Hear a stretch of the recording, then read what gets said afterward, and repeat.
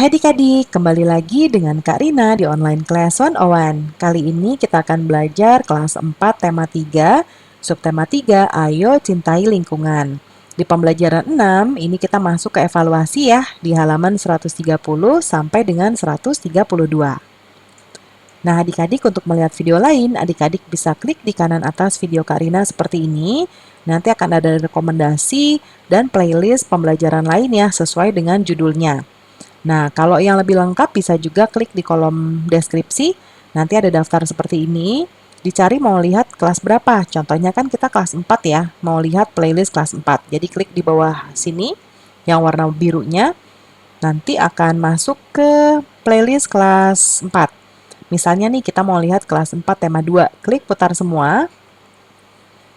Nah, nanti di sebelah kanan akan ada daftarnya seperti ini adik-adik. Ya. Nah, lalu kalau misalnya adik-adik mau cari, berarti bisa cari dari halaman paling awal, ini berurutan sampai halaman paling akhir. Ya, bisa juga cari dari subtemanya dan juga pembelajaran berapa, ya. Nah, kita mulai ya adik-adik, ini bagian terakhir dari tema 3. Yang pertama, sebutkan ciri-ciri pertanyaan yang baik untuk wawancara. Berikan contohnya. Yang pasti pertama sesuai topik, jawabannya bukan iya dan tidak karena kita wawancara itu untuk menggali informasi, ya nih untuk menggali informasi, diawali dengan apa, siapa, di mana, kapan, mengapa, dan bagaimana. Lalu fokus atau tepat sasaran, tata bahasanya benar, dan antar pertanyaan itu berkesinambungan, ya jadi nyambung gitu ya.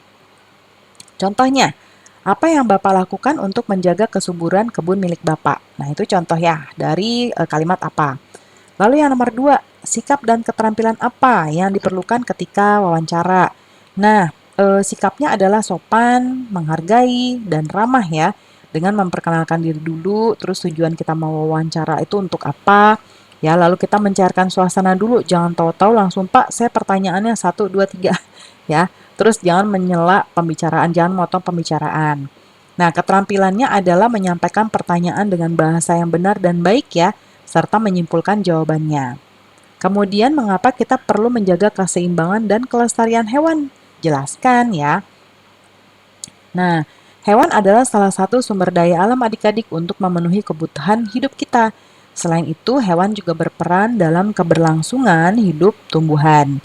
Jadi, kalau kita sebagai manusia tidak menjaga keseimbangan dan kelestarian hewan, maka hewan akan punah. Nah, kalau punah, akibatnya kebutuhan manusia tidak terpenuhi.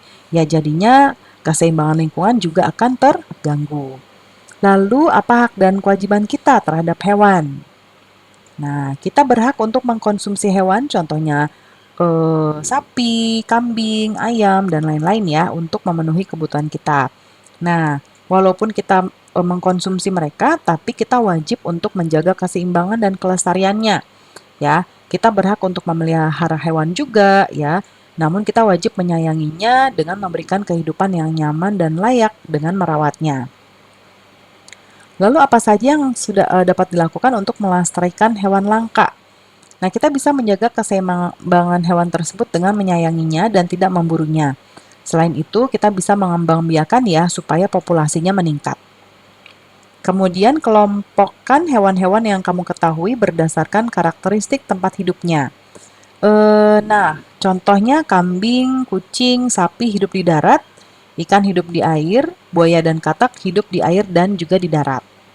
Nah, berikutnya yang nomor 7, matematika ya. Kita akan kerjakan di sebelah kanan. Nomor 7A, atau kalau di sini muat nggak ya? Di sini aja ya, karena taksiran nih. Nah, kalau ini 1/4, dia mendekati ke 0, jadinya 4. Terus yang ini dia mendekati ke 4 ya, karena 3/4. Jadi 4 kali 4 sama dengan 16. Kemudian kalau ini dia mendekati 4, kalau 1/6 mendekati 1. Jadinya 4 kali 1, 4. 5/4. Ini mendekati 6. 3/1/6 ini taksirannya 3. 6 kali 3, 18. 10 1/8. Ini 10. 4 5/6 jadinya 5. 10 kali 5, 50 ya adik-adik, bukan ditambah loh ya. Oh, dibagi ya adik-adik. Wah, dibagi nih. Nah, kan Karina kurang teliti deh.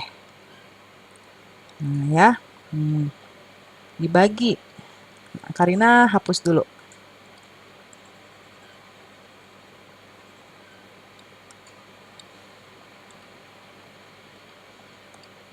Dibagi. 6 bagi 3, 2 ya. Ya kan, bagi kan? Ini juga bagi nih. Karina hapus lagi deh. Ya. Nah, 10 dibagi 5 sama dengan berapa ya adik-adik? 2 ya. Sekarang kita berikutnya ada Pak Usman. Nah, oh ini soal ya. Jadi ada 3 nelayan, Pak Usman mendapatkan ikan 13,9, Pak Asep 22,2, Pak Rahmat 25,4. Nah, sekarang kita bisa jawab pertanyaannya yang di sini. Kita bisa dua cara ya, kita nanti akan menaksir di bawah atau kita langsung taksir di sini ya. Mungkin Karina akan buat langsung taksir di sini aja. Jangan deh di bawah aja. Karina 2 ya, Karina lakukan 2. Yang ini kita taksir dulu jadi 14. Kalau ini 22, kalau ini kan 25,4 ya. Berarti dia mendekatinya tuh 25 ya, karena di bawah 0,5 turun dia. 25. Yuk kita sekarang taksirlah berat ikan yang diperoleh Pak Usman dan Pak Asep. Kalau digabung, Pak Usman 13,9 ditambah Pak Asep 22,2. Nah, ini tadi kan kita taksir jadi 14 tambah 22. Jadinya berapa? Ini 6, ini 3. 36. Berapa tadi? Kilogram ya? Oke, kemudian yang nomor 9. Taksirlah berat ikan Pak Asep dan Pak Rahmat. Kalau digabungkan, Pak Asep 22,2 ditambah Pak Rahmat. Pak Rahmat 25,4. Ini 22 tambah 25. Sama dengan 2 tambah 5, 7. 2 tambah 2, 4. 47 kg. Taksirlah seluruh berat ikan. Nah, 13,9 tambah 22,2 tambah 25,4. Ini 14. Ini 22.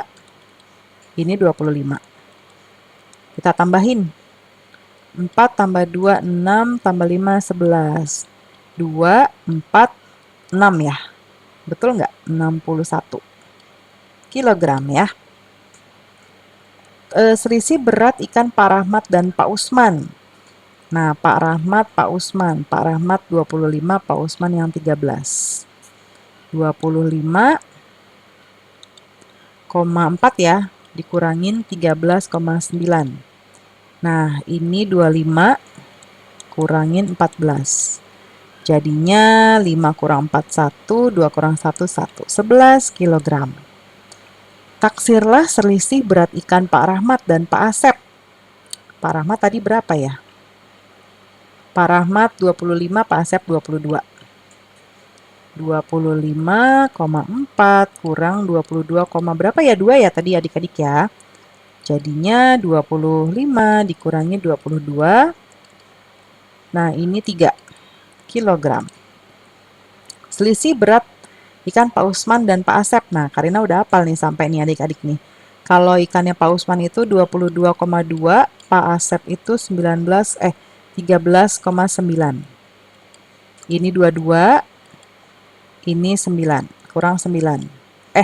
Kok 9?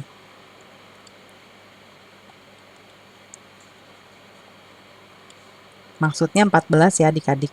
Kecepatan ya Karina ya, kurang 14.